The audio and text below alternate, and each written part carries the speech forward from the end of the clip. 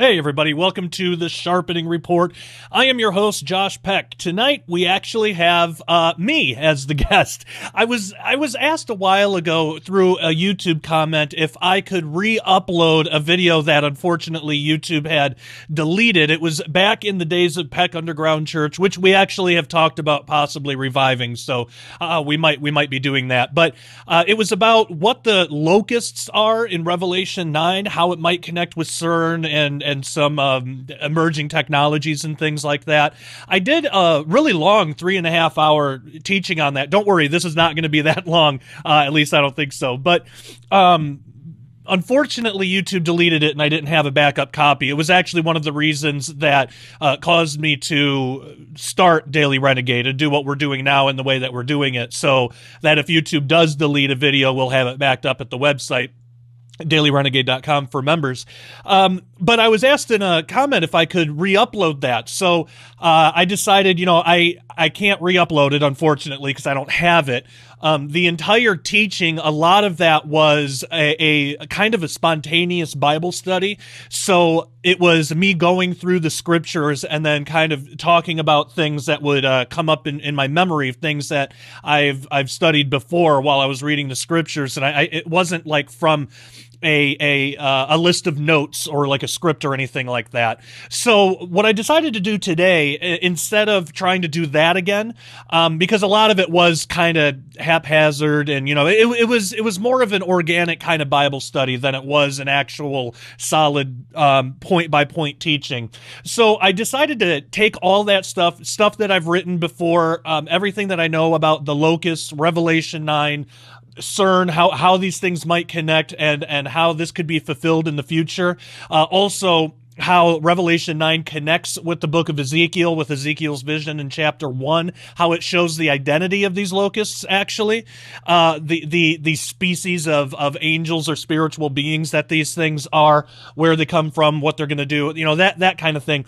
I decided to just put all of that together. Oh, what the faces represent in Ezekiel. Lots of cool stuff. But I decided to just put that all together in a note-by-note kind of thing so I can actually give you a teaching. So while I can't re-upload that video, what this is going to be is so much better than that, because this is going to be point by point. It's not going to be long gaps of me looking up Bible verses and trying to figure things out. It's not going to be organic like that. It's going to be more of a solid teaching. So that's what I wanted to do today for the Sharpening Report. I rarely ever just do this show by myself without a guest, but when I do, I've noticed that people tend to enjoy it, and I've actually had some people ask me to do more of that. So if you do want more of that kind of thing, by the way, I do host JPD Weekly, which is a show that's basically the Sharpening Report without a guest. It's just me kind of talking about Bible things. Oh, and real quick, I probably should mention too that the other reason I'm doing this is I'm trying to get a bunch of episodes done ahead of time, which will all be available at dailyrenegade.com, but you always get early access if you're a member there. But I'm doing this because my wife and I, Christina and I, we are expecting any time now our 5th child, Anya Rain Peck. So this will be my 3rd daughter, 5th child, and we're expecting Anya anytime. So she's about to be born. I want to make sure that I have enough of these made and recorded ahead of time so you guys don't have to lose out on anything and I don't have to worry about things for a little while. So please keep us all in prayer over that. That would be great. Okay, now we can jump into it. Believe it or not, this study begins in quantum physics. It begins with a particle called a graviton. And what does gravitons have to do with the Revelation 9 locusts? You will see. It's actually really cool, this connection. But the graviton is probably one of the strangest theoretical particles ever hypothesized. Now, I say theoretical because gravitons have never been directly observed, but physicists are confident in their existence because of the presence of the gravitational field. So every field produces a particle, and it would be weird if the gravitational field was the only one that didn't do that. So because there is a gravitational field, it is possible that a soon discovery might take place by means of particle colliders like the LHC at CERN. So basically what happens there, They collide particles together. All that energy ripples out into the surrounding quantum fields. And when a quantum field has energy or ripples, that ripple is a particle. That's what a particle actually is. So the idea is put a bunch of energy into the surrounding fields and see what particles come out of that. So it's possible a graviton could be discovered that way or observed that way, because that's how lots of particles have been discovered, such as the Higgs boson. Now, gravitons, they're obviously the particles associated with gravity. Gravity in itself is still kind of a mystery in a lot of respects, but due to scientific advancements, the world might not be too far off from the holy grail of physics, definitive proof that the graviton actually exists and the means to study its properties. Now, what makes the graviton especially interesting is its apparent ability to flow between spatial dimensions.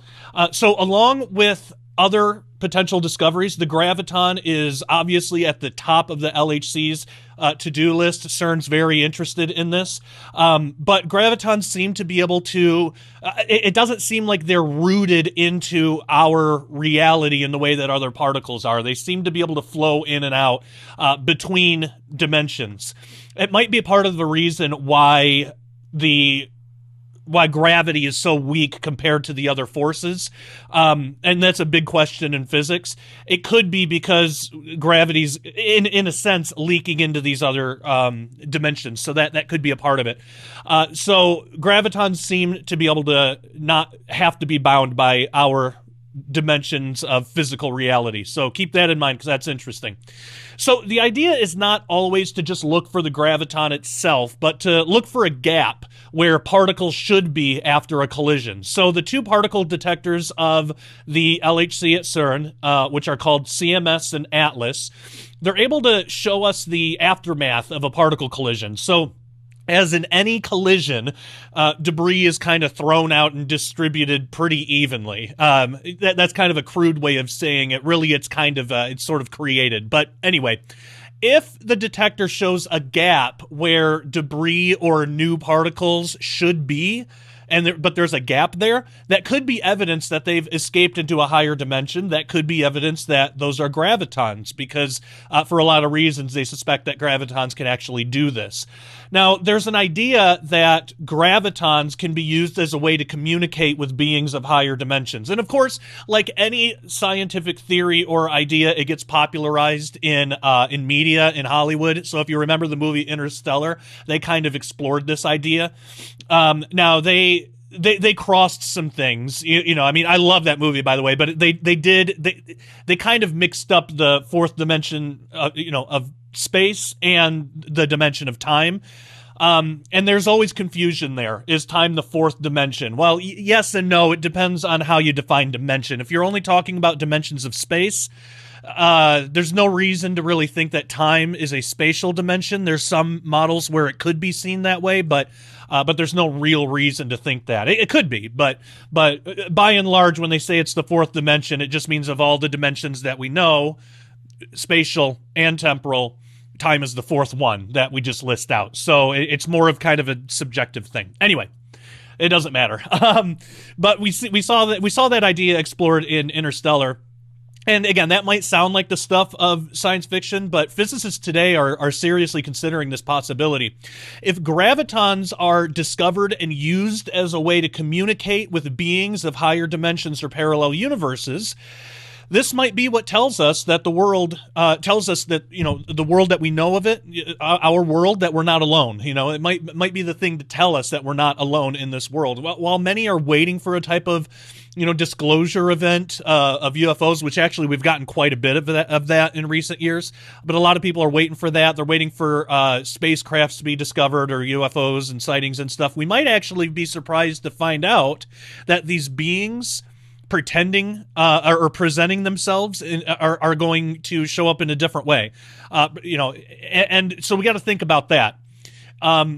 It might not be that the aliens are from another planet. It might be that the aliens are from another dimension, and that might begin with an established communication through gravity, through gravitons, because again, gravitons can go between dimensions. They don't have to be rooted in ours.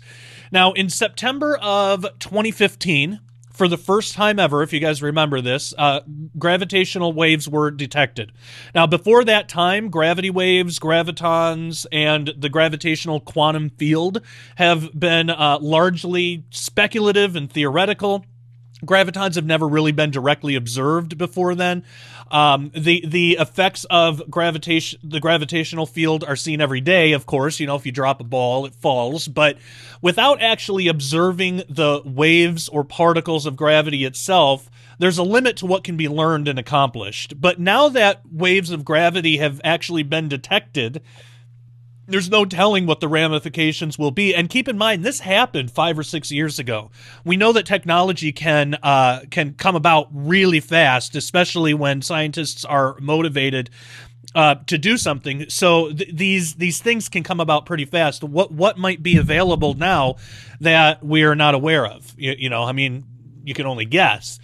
Now, this detection was achieved by the Laser Interferometer Gravitational Wave Observatory, or LIGO for short.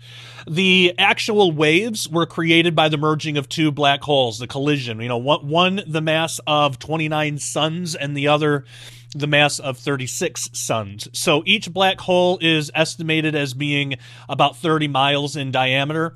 Gravity waves, you know, by and large, these gravity waves, they're so weak that it takes an extremely sensitive detector like LIGO to be able to detect these things. LIGO can measure distortions as small as 1,000th the size of a proton, which is just an unimaginable small size. The gravity waves that LIGO detected lasted only 1/5 of a second. And even more amazing, the detection happened at greater than a 5 sigma standard of proof, which is it's pretty big. I mean, it means basically the sigma standard that quantum physicists use. Everything is based on probability. So everything, there's like, if you flip a coin and 50% of the time it comes up heads, 50% of the time it comes up tails, well, that's what you would expect. Nothing weird is going on. If you flip a coin and 100, or let's say 99% of the time it comes up heads, something's going on. You know, there's something wrong with that.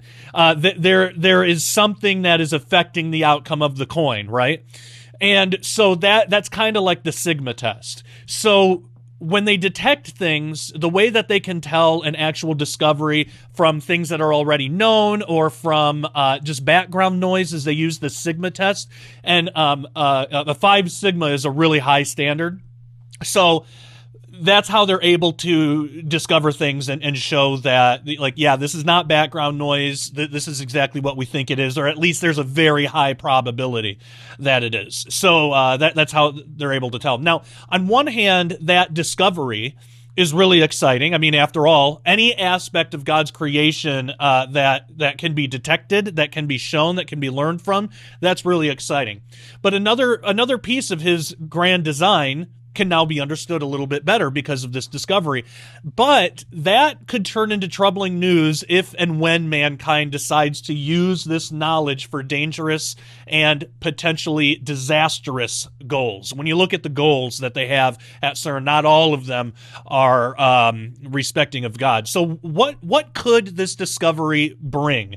And I promise this is leading to the Locusts, but what could this discovery bring? Now, David Rizzi, executive director of LIGO, has said, quote, "What's really exciting is what comes next. I think we're opening a window on the universe, a window of gravitational wave astronomy." End quote. Kip Thorne, which is Caltech's Richard P. Feynman Professor of Theoretical Physics, Emeritus, is also quoted as saying something nearly identical, that this discovery is opening a new window on the universe. Gravitational wave astronomy and new branches of quantum physics are interesting windows, but what if some of the other windows, you know, that might be opened?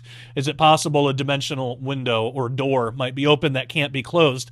So that brings us back to the certain goals of some physicists, not all, actually not even most, but some that are in control and are deciding what happens with the machine and things like that.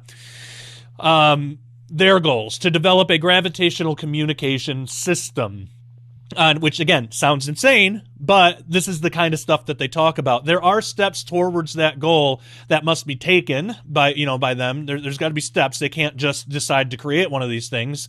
So there's steps. So first would be the confirmed discovery of gravitational waves or gravitons themselves. Now that happened already 5 or 6 years ago. Next would be learning to repeat the detection in a lab by creating gravitons or gravity waves. They would do this by putting Einstein's general theory to the test directly and experimentally. Now, once that's accomplished, there should be enough information to go on to learn how to manipulate the gravitons themselves. Now, interestingly enough, this detection of gravitational waves occurred in September of 2015, but wasn't officially announced until 6 months later on February 11th, 2016. Now, the reason is because they have to do testing. They have to make sure it's a legitimate discovery, and sometimes that takes time. But that does lead us to wonder what else has been accomplished right now and not yet announced, because that kind of thing happens often. A discovery will happen and it'll take months. It could even be longer, for all we know, for it to be announced. So could these discoveries spur on the opening of the abyss in Revelation chapter 9? Only time will tell for sure, but by the looks of it, we're not too far from knowing for sure. So this leads us to wonder what the world might look like after an interdimensional communication is established. We might have the answer in the prophetic book of Revelation from the prophet John. Revelation 9, 1 through 3 states, "And the fifth angel sounded, and I saw a star fall from heaven unto the earth, and to him was given the key of the bottomless pit. And he opened the bottomless pit, and there arose a smoke out of the pit, as the smoke of a great furnace, and the sun and the air were darkened by reason of the smoke of the pit.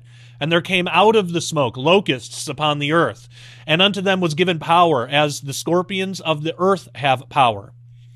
Now, the first thing to notice here is that this occurs when the fifth angel sounds. In my book, Unraveling the Multiverse, I explored the possibility of the number of cherubim faces in Ezekiel's vision representing spatial dimensions, and we absolutely will look at that in this episode a little bit later. But if we include time, it's correct to say that we are four-dimensional beings. Again, it goes back to that classification of dimensions that we talked about at the beginning. But you can classify it as that. We inhabit 3 dimensions of space and 1 of time. So if you count it that way, we're four-dimensional beings. Now, if you follow that logic, we might have a reference to a being of an extra dimension in the 5th trumpet of Revelation, 4 of space and 1 of time. So 4 of space and 1 of time. 5th dimensional being. And again, so that equals 5. Just as if you add time, we're 4-dimensional, 3 spatial, 1 temporal. This angel could be 5-dimensional, 4 spatial, and 1 temporal. So I also write in Unraveling the Multiverse about the theory that when the rebellious angels fell from heaven, that they may have fallen to what we would call the 4th spatial dimension, which would be 1 dimension just above ours. Not literally above, but there's no other real word for it. It would actually be all around us. But the angel sounding the trumpet is likely not a fallen angel, but instead might be signaling that a fallen being is about to come into the picture. Because the rest of the verse of Revelation 9 states, quote, "And I saw a star fall from heaven unto the earth, and to him was given the key of the bottomless pit." So that's no ordinary star. Now, according to our modern vernacular, any star, literal star that would fall on the earth would utterly destroy the earth. End of story. We're all dead at that point. So there doesn't seem to be but there does seem to be a connection between stars and angels. And at times the word star can actually represent an angel. And we see this alluded to in Revelation 1:20, which says, "The mystery of the 7 stars which thou sawest in my right hand, and the 7 golden candlesticks. The 7 stars are the angels of the 7 churches, and the 7 candlesticks which thou sawest are the 7 churches." Now, while it says angel, we don't necessarily know if angel is a spiritual being or just a human messenger, because angel really just means messenger. There are spiritual messengers, and there are physical human messengers. But again, there does seem to be this connection between stars and angels throughout Scripture. Now, we can also see the star is a being of some sort because of the words unto him was given the key. So the star being referred to with the pronoun him shows that this is a person of some sort. Maybe not human, certainly not, because it's falling from heaven. That could be that it's a fallen angel, like literally fallen, rebelling against God, or it could be that it's sent from heaven with a message because it's a messenger, it's an angel, but it is a being, a person, either spiritual of some sort. So don't equate the word person with human. Person doesn't always mean human. Person just means like a conscious being of some sort. So this could be a person, being, but something of 4 spatial dimensions rather than 3. Now, why am I saying 4 rather than 3? We are going to look at that. We have to go to Ezekiel for that, but we are going to look at that a little bit later. So just hold that in your mind. But this is most likely referring to a fallen angel because of the fallen description. But it doesn't necessarily have to be. It could just be an angel sent by God. So that's a little up in the air.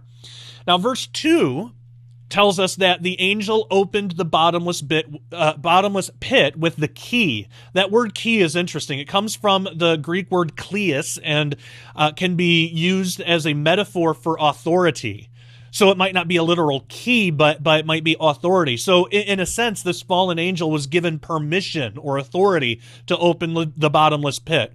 And we also learn in Revelation 1:18 that Jesus Christ himself held the keys of death and hell. So most likely it was Jesus who granted this authority. It would have to be, right?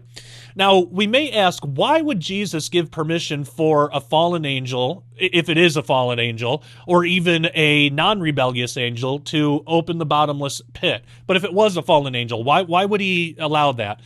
We find the answer in chapter 2, verses 2 through 11 in the book of Joel. And this is a little bit of a long section, but it's worth reading. So I'll read it now. Again, it's 2 through 11, book of Joel.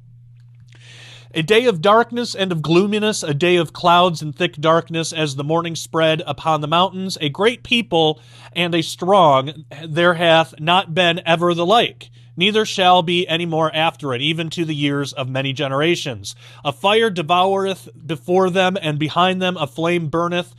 The land is as the Garden of Eden before them, and behind them a desolate wilderness, yea, and nothing shall escape them. The appearance of them is as the appearance of horses, and as horsemen, so shall they run.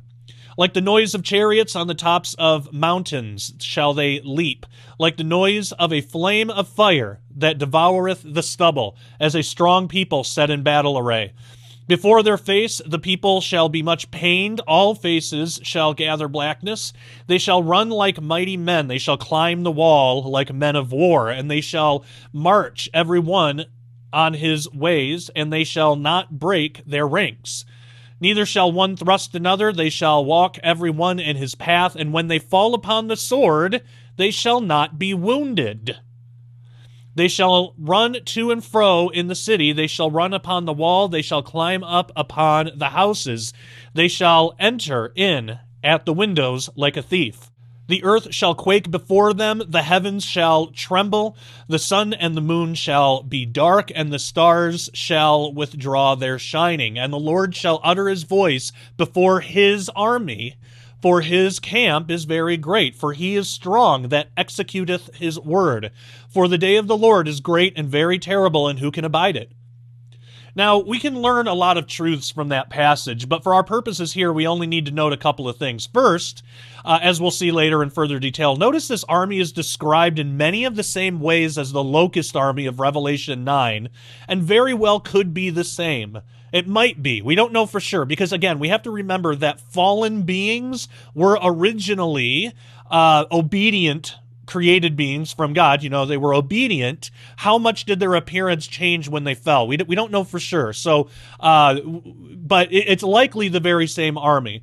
And we also read in verse 8 of their immortality, that when they fall upon the sword, they shall not be wounded. That shows immortality. It shows that these are likely angelic in nature. Now, we don't know if these are the good guys or the bad guys, but with all the descriptions that are similar to the locusts in Revelation 9, it seems like these might be the bad guys. Although, we also know that God does send the good angels, too, to execute his judgments. So, It's still up in the air. I don't know that for sure. When I wrote Unraveling the Multiverse, if I remember right, I believe I took the stance that these were fallen, that these were against God, but God was utilizing them, because he does do that sometimes in the scripture. He has utilized the enemy before. That doesn't mean that he practices evil or does anything evil, but again, God is in control of everything. These things are still under his control, and he can use them as he sees fit. There's even places where, God's given permission for a supernatural being to go and be a lying spirit. So, that kind of thing has happened before. It doesn't mean that God himself lies or practices in sin, but we also have, what you sow, you will reap. That's like a principle in the Bible. If you sow lies into the world, you're going to get lies back. So a lot of that can be God's justice, God's perfect, holy, and righteous judgment. So, given the description of the circumstances surrounding these beings, we have sun, moon, and stars darkened, clouds of thick darkness, etc. They seem to be the very same locust beings from Revelation 9. Again, there is an argument that says that in Joel these are the heavenly angelic army of God, and that could be too. Or it could, there's different ways it could play out. But they seem to be the same locust beings from Revelation 9. But also notice that Joel 2:11 says that this is the Lord's army. So how can this be? Again, like I said, there are times in the Bible where God will use the enemy for his own purposes. He's ultimately in control of these things anyway. He can use them however he sees fit. In the book of Exodus, we read that God hardened Pharaoh's heart, Exodus 9:12. We also read later in Revelation chapter 9, quote, "And the sixth angel sounded, and I heard a voice from the four horns of the golden altar, which is before God, saying to the sixth angel which had the trumpet, Loose the four angels which are bound in the great river Euphrates. And the four angels were loosed, which were prepared for an hour and a day and a month and a year, for to slay the third part of men." So, as we can see there are times where the Lord absolutely will use the enemy to fulfill his own purposes. Those four angels bound at the Euphrates, those aren't good guys, because why would good guys be bound? These are angels that are under some kind of judgment, and they're set loose. So the Lord absolutely does use the enemy sometimes to fulfill his own purposes, usually in the way of judgment, and the locust army is no different. So before they're unleashed into our world, this gravitational communication aspect becomes more obvious when we consider these prophecies. It's at least a possibility, all right? Like, I would not go and build an entire doctrine on this, but it's at least one way that this could play out. It's possible that the LHC at CERN will detect evidence of gravitons, which in turn could lead to a communication device to higher dimensional entities. And again, I know that sounds nuts, but there have been many physicists that have gone on record to say that they do want to try and communicate with higher dimensions. They want to first discover them and see if they're there. They want to probe them and explore, and they want to communicate. I don't know if it still is, but for a long time, that was right on CERN's website as one of their top goals. It was either CERN or it was the new particle collider that they were building in China, I believe. But one of the particle colliders, I believe I have it. I believe I wrote about it in Abbott on Ascending, a book that I wrote with Dr. Thomas Horn. But in that, me and Tom talked about it, and I think I have that quote in there. But one of the particle colliders. So this is a goal that these types of people have. Now, again, not every physicist is going to believe this. Most don't. Most just want to learn about God's creation. I mean, there are actually Christians that work at CERN. I'm good friends with one of them, at least. But so most of the people that work at CERN, I don't think, have anything to do with this. But there are people in power. There are people that do have these goals, and they talk about them openly. Now, what particle but a graviton could best represent fallen angels? So if this communication device to a higher dimensional entity requires gravitons to operate, because gravitons can transcend dimensions, what better particle than a graviton to represent a fallen angel? We even have reference to falling, in effect caused by gravity, in the description of the star angel that opens the bottomless pit. So we can look at it there. Now, There's an Abaddon and Ezekiel antithesis that I want to get into. It's entirely possible that these locusts are the direct antithesis or just opposite of the cherubim Ezekiel saw in chapter 1 of his book. So the idea behind this is for everything God has, Satan has an evil and inferior duplicate to that thing.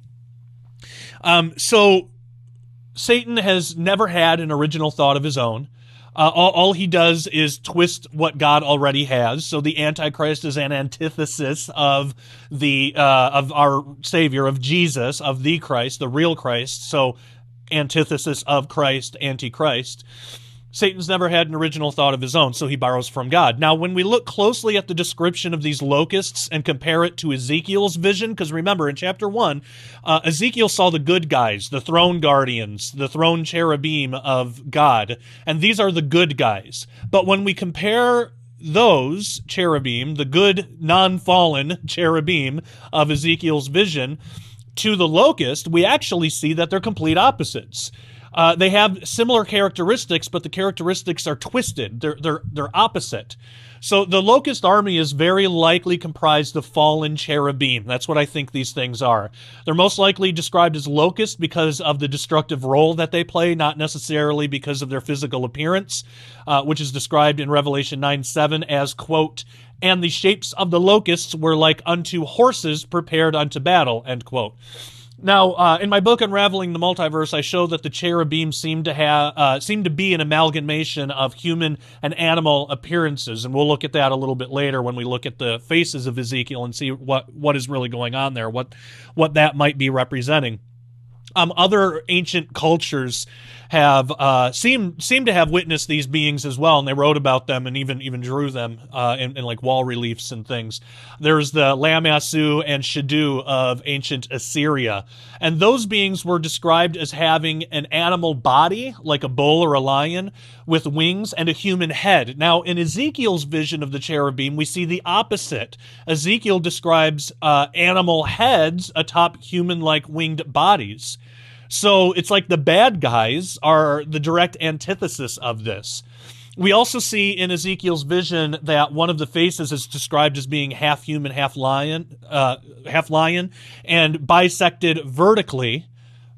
However, Revelation 9:7-8 says, quote, "And the shapes of the locusts were like unto horses prepared unto battle, and on their heads were as it were crowns like gold, and their faces were faces of men, and they had hair as the hair of women, and their teeth were as the teeth of lions."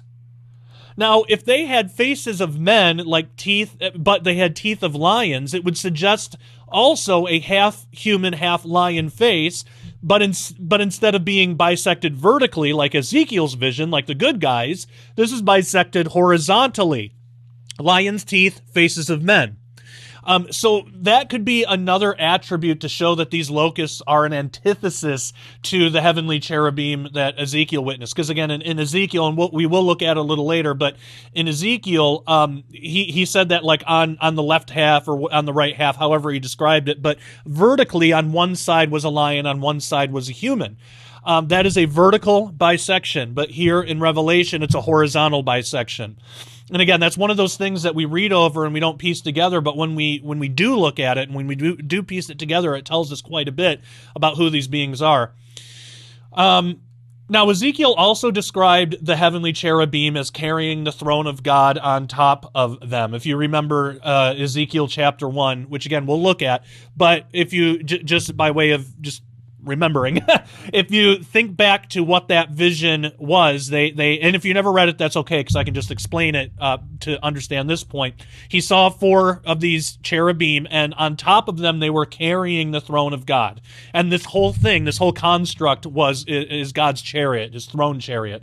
So they're just remember that they're carrying God on top of them. Now, Revelation 9:11 says, quote, "And they had a king over them, which is the angel of the bottomless pit, whose name in the Hebrew tongue is Abaddon, but in the Greek tongue hath his name Apollyon." Now, a lot of times we focus on those names, Abaddon and Apollyon, but what did it say just before that? It says they had a king over them, and a lot of times we tend to think that that's like authority. like there's a king ruling over them. And it does mean that, but that word over, it actually comes from the Greek word epi, which can mean upon, as well as represent statements of authority. So there are times that the Bible uses the word epi to describe something physically on top of something else without regard to authoritative position at all. So much how the heavenly cherubim were carrying the true God over them, these fallen cherubim seem to be carrying their false god and king Abaddon above them. It's a direct antithesis of the throne chariot of God. So Abaddon has a throne chariot too, but these things are being carried by his throne chariot is being carried by the fallen cherubim in Revelation 9. And for an example of that word epi, whenever Satan took Jesus on top of the temple, when it says that, when it describes that, it uses that word epi, on top of, it's on the temple. It has nothing to do with authority. So it could be saying that, but it sounds like that Satan or Abaddon, I mean, likely a different being altogether, but Abaddon has a antithesis of God's chariot, of God's throne. And that's what's being described here in Revelation 9. So this idea links us back to what we talked about earlier, and I've written about before, the possible connections between CERN and Abaddon in ancient history. And there are connections to that. The very first chapter of Abaddon Ascending actually goes really in depth into that if you want more information on that. Now, as pointed out in my book Cherubim Chariots, and then later Unraveling the Multiverse, the ancient world likely had direct contact with fallen cherubim. I mean, they drew these things all the time and they described them. But again, they called them things like Lamassu and Shadu, and they're the antithesis, they're the opposite of what the good guys look like. So in the Bible, the good guys look like humanoid bodies with animal heads.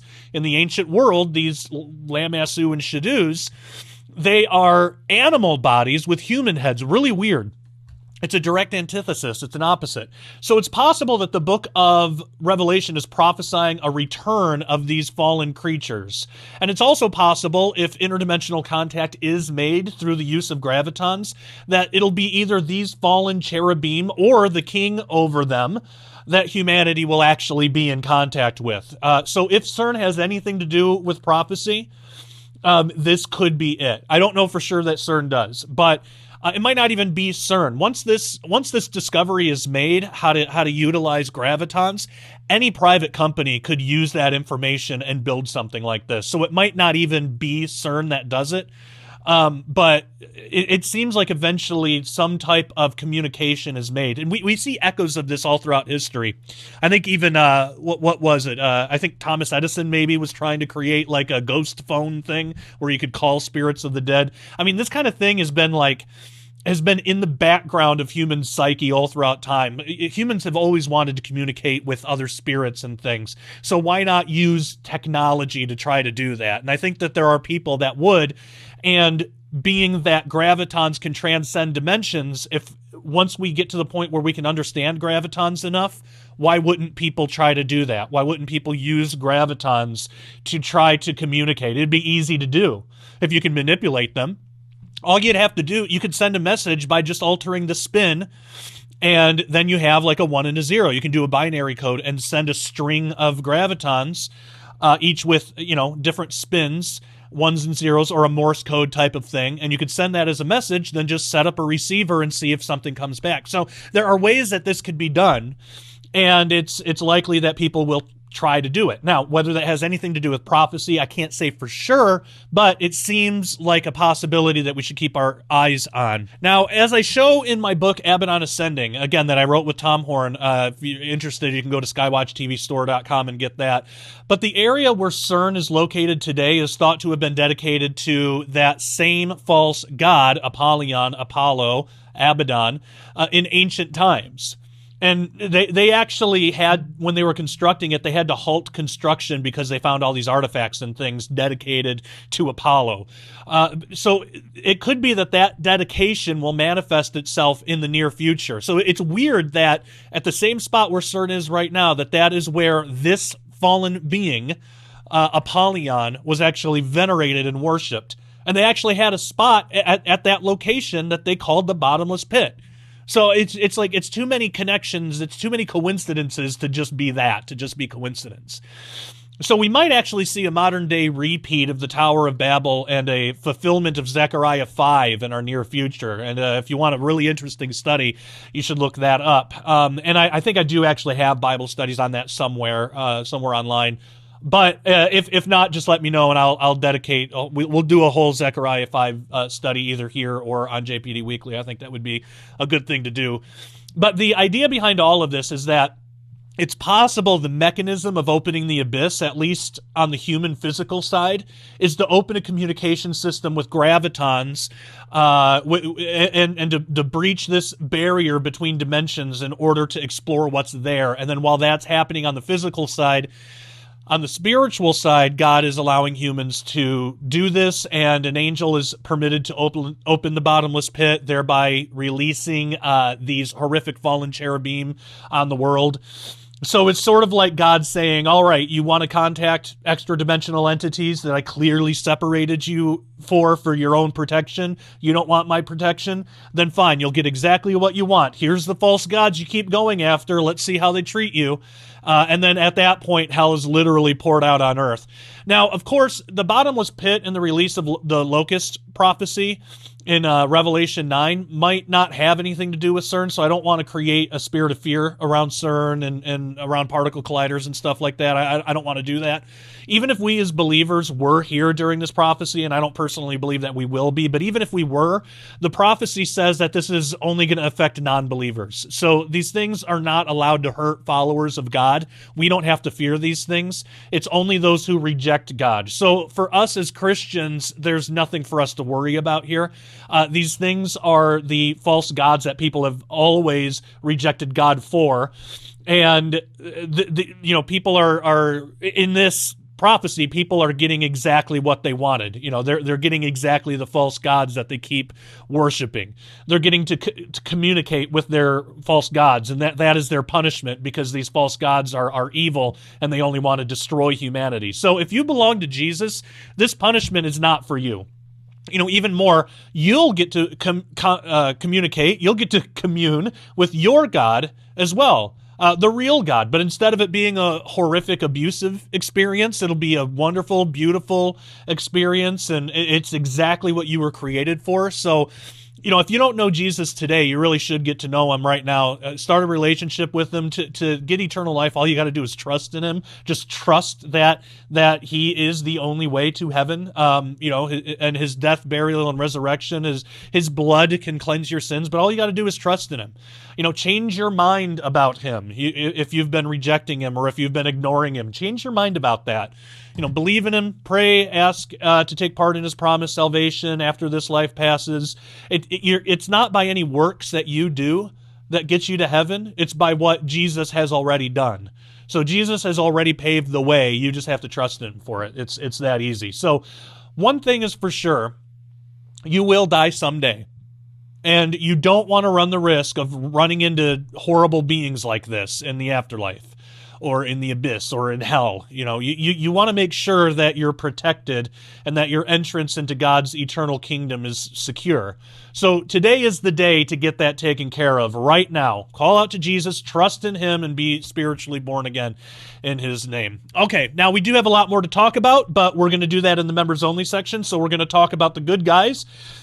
We're going to talk about the throne guardian cherubim of Ezekiel's vision. We're going to go kind of verse by verse through Ezekiel's vision. We're going to learn how it relates to Revelation. There's so much cool stuff in that. So head on over to dailyrenegade.com and get a membership. You can even get a free trial for 7 days, so you can try it before you buy it. No obligation. Get a free trial, get the rest of this episode, as well as all of our other shows. We have hundreds of videos, possibly thousands by now, but we have hundreds of videos not available anywhere else because, again, YouTube has deemed it too controversial when it's just solid Bible teaching, So dailyrenegade.com, that is the place to go, and we'll see you there. So, members, hang on the line. Everybody else, till next time, love you all, take care, and God bless.